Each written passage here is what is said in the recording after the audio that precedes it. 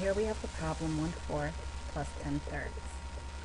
And since we have denominators that are not the same, this means we'll have to get a common denominator, or in this case, we'll get the least common denominator. That's what you're aiming for.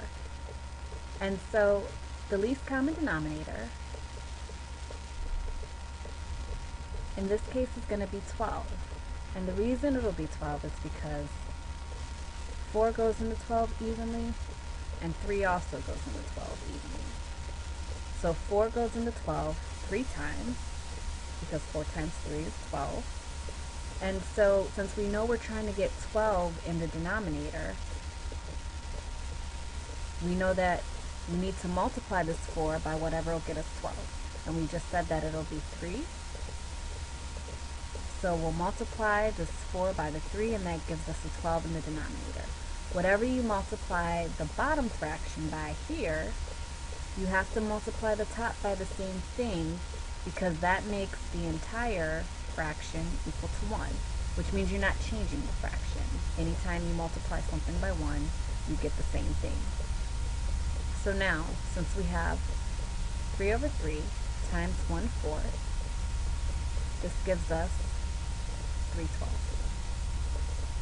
And now we need to go ahead and change the other fraction, 10/3. And so to get us a 12 in the denominator here, we need to multiply this by 4, which means we're multiplying by 4 over 4. And so 4 times 3 is 12, we have that, and then we'll do 4 times 10, which is 40. So if I go ahead and add these together, which I can now do since I have the same denominator of 12, 3/12 plus 40/12 is equal to 43/12.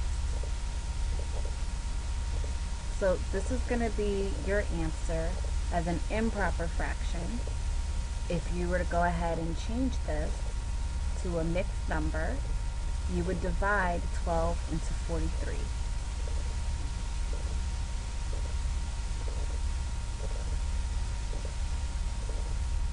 And so 12 goes into 43 3 times. 3 times 12 gives us 36. 43 minus 36 is 7. So we'd have 7 over 12 as our fraction, and then 3 is the whole number. So our mixed number is going to be 3 and 7/12. So this is our answer, either as an improper fraction of 43 over 12, or as a mixed number, 3 and 7/12.